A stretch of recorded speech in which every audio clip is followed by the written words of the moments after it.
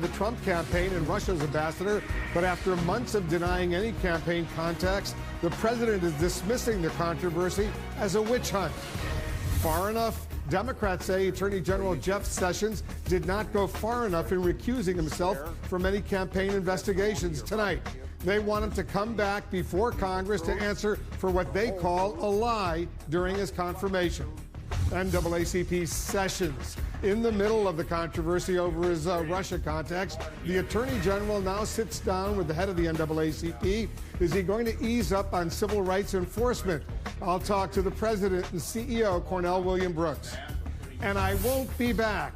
Arnold Schwarzenegger says he quit The Apprentice in part because President Trump is still tied to the show, and he blames Mr. Trump for his bad ratings. I'm Wolf Blitzer. You're in the Situation Room.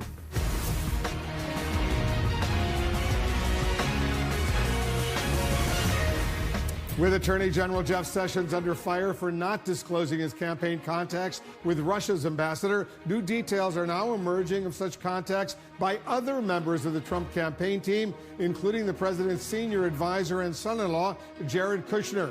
Key Democrats are not satisfied with Sessions' decision to recuse himself from any campaign investigations. Some still want him to resign. Others want him to come back to Congress and testify about his failure to tell the truth during his confirmation. President Trump says the Democrats are overplaying their hand, accusing them of a witch hunt, a phrase also used today by the Kremlin. He's counterattacking by tweeting an old picture of Senate Democratic leader Chuck Schumer eating donuts with Vladimir Putin at a New York gas station and demanding an investigation of that. But as the list of campaign contacts grows, Republicans, too, are putting pressure on the White House to come clean. And during the campaign, Vice President Mike Pence worked the crowds, accusing Hillary Clinton of threatening U.S. national security because she used a private email server. But it's now emerged that Pence also used a personal email account to conduct state business, including security matters, while he was governor of Indiana. And that same account was hacked in a phishing scheme. I'll speak with Democratic Congressman Jim Himes of the Intelligence Committee, along with NAACP President Cornell William Brooks, and our correspondents, analysts, and guests. They're all standing by with full coverage of the day's top stories. President Trump is spending the weekend at his Florida retreat again, leaving behind a growing list of questions about his campaign's contacts with Russia. Let's go to our senior White House correspondent, Jim Acosta. Jim, I understand you have new information. That's right. We are learning new details, Wolf, about the scope of the Trump campaign's contacts with the Russians, in particular the Russian ambassador, who met with multiple aides from the campaign. One of those aides tells CNN he was just doing what then-candidate Trump wanted when he advocated for a change to U.S. policy toward Russia. When then-candidate Donald Trump delivered a foreign policy speech in Washington last April, Russian ambassador to the U.S. Sergei Kislyak was in the audience, listening in as the real estate tycoon called for better relations with the Kremlin. I believe an easing of tensions and improved relations with Russia from a position of strength only is possible, absolutely possible. 3 months later, Trump national security advisors say they met with the Russian ambassador in Cleveland during the Republican convention. Former campaign advisor J.D. Gordon tells CNN he and another foreign policy advisor, Carter Page, discussed U.S.-Russian relations with the ambassador, a meeting Page did not deny on MSNBC. Okay, but you're not going to deny that you talked with him in Cleveland? I do not deny that. Heading into the convention, Gordon says he fought for language in the Republican Party platform that opposed the arming of Ukraine and that nation's battle against pro-Russian separatists. Gordon says he sought the change following a meeting at the Trump Hotel in D.C. earlier in the year, when Trump himself said he did not want to go to war with Russia over Ukraine. I was just doing what the boss wanted, Gordon tells CNN. Contrast that with former campaign chairman Paul Manafort, who insisted the campaign did not seek the change in the party platform. It absolutely did not come from the Trump campaign. Though Trump appeared to acknowledge such an effort in an interview on the same day. They softened it, I heard, but I was not involved. The president's son-in-law, Jared Kushner, and former national security advisor Michael Flynn also sat down with the ambassador at a previously undisclosed meeting at Trump Tower in December. Now even Republicans are saying it's time for White House officials to tell all.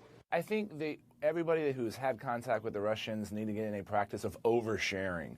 The president, who has pushed back on questions about his campaign's contacts with the Russians, Well, I had nothing to do with it. I have nothing to do with Russia. is fighting back, tweeting this photo of Russian President Vladimir Putin and Senate Minority Leader Chuck Schumer from 2003, calling the New York Democrat a total hypocrite.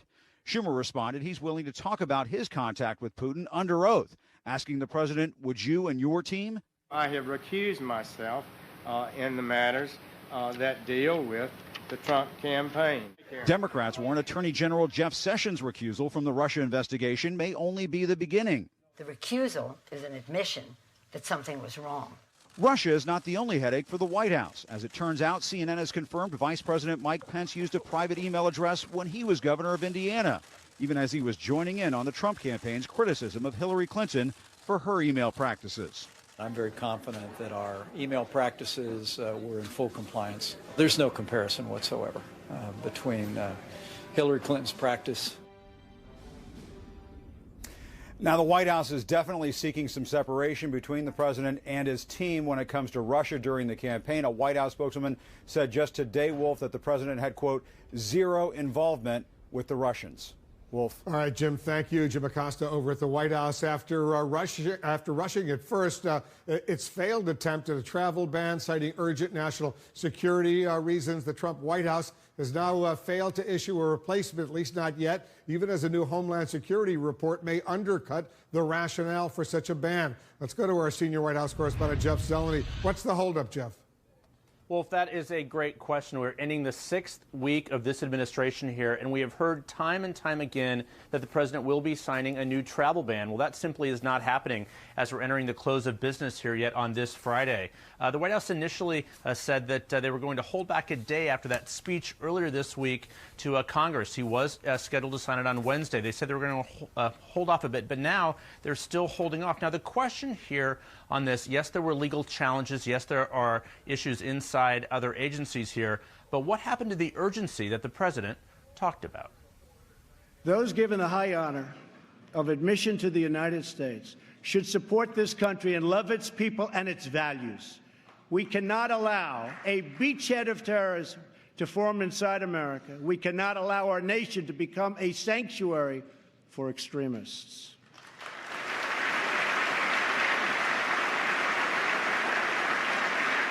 That is why my administration has been working on improved vetting procedures, and we will shortly take new steps to keep our nation safe and to keep those out who will do us harm. So it's clear that this is more difficult than the president originally thought, trying to find an executive order, a travel ban that will meet legal challenges. But the other issue here, Wolf, is there's a new report from the Department of Homeland Security essentially undercutting the idea of this travel ban. It is saying that people are radicalized not from other countries, but after they spend time here in the U.S.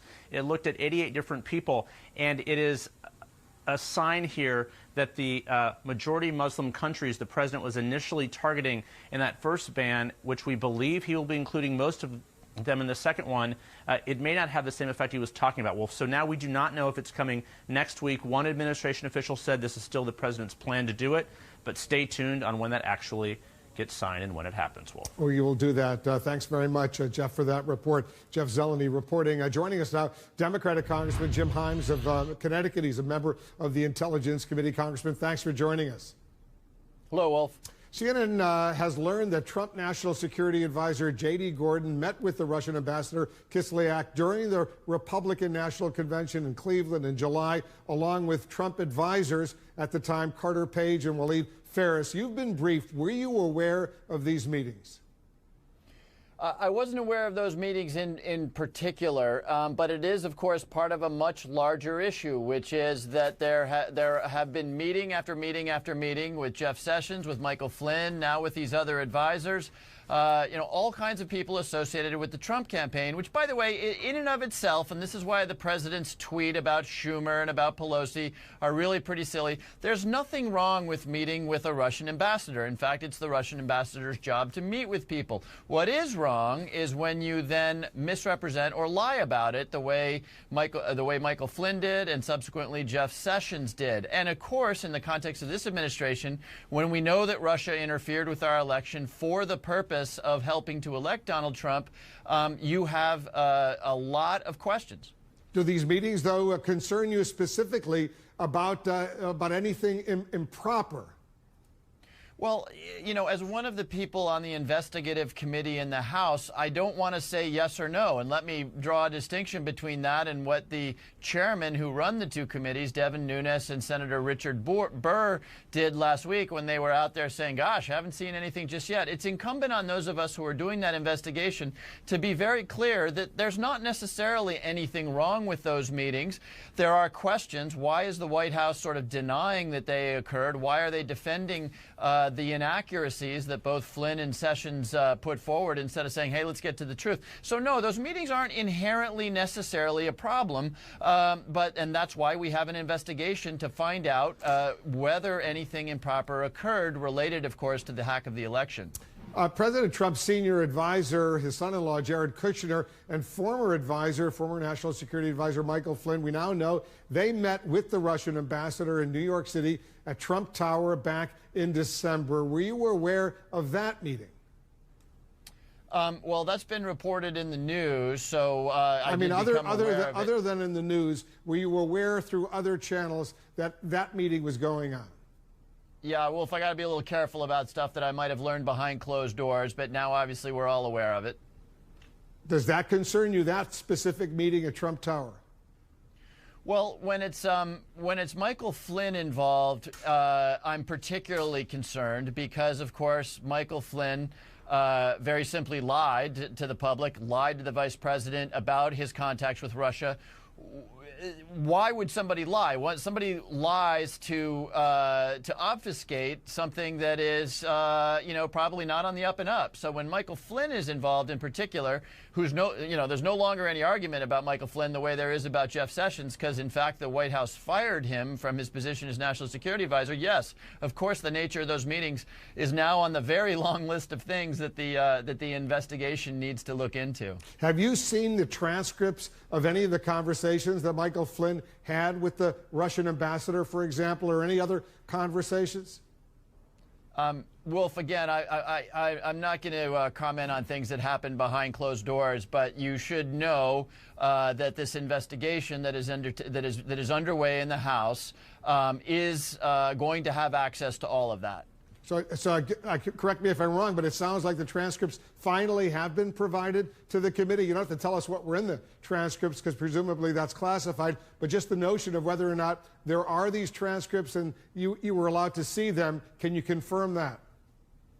What I can do is I can tell you that both the Republican and the Democratic leaders of that committee have agreed on a scope of work, have agreed on what we want to see, and we expect to see a very wide array of information relevant to this investigation. I guess the question is, was Michael Flynn fired simply because he lied to the vice president and others in the White House about his conversations with the Russian ambassador, or was there something else? Well, the disturbing thing here, Wolf, is that he was fired not because of what he did, because, of course, what he did occurred, really weeks before there was a new president. He was fired because, of course, the media discovered the story that he had not been honest with the vice president and put the vice president in the position of being out on national TV peddling a falsehood. But it was only when the media exposed that he was then fired, which raises very difficult questions about who in the White House was willing to proceed with a national security advisor that they knew had been dishonest with the vice president. But was there anything else beyond the dishonesty? I don't know the answer to that question, Wolf. All right, stand by, Congressman. There's more to discuss. We're getting additional information. We'll resume our conversation right after this.